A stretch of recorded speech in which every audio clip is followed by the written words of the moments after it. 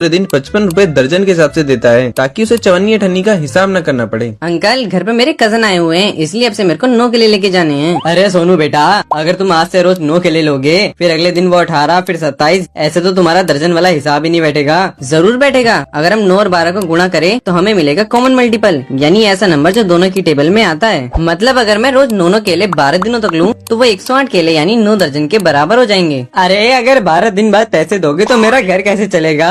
इधर हमें 108 से भी छोटे कॉमन मल्टीपल यानी एलसीएम निकालने की जरूरत है। अगर हम 9 और 12 को प्राइम फैक्टर में तोड़ें तो पता चलेगा 3 दोनों में ही कॉमन फैक्टर है, यानी 3 को 3 से गुणा करने पर आएगा 9 और उसी 3 को 2 गुणा 2 से गुणा करने पर आएगा 12 और इन सबको गुणा करने पर आएगा एलसीएम। यानी सोनू 9 केले 4 दिन तक खरीदे तो वो 3 दर्जन के बराबर होंगे। अब तो दे दो केले, पैसे 4 दिन बाद ले लेना।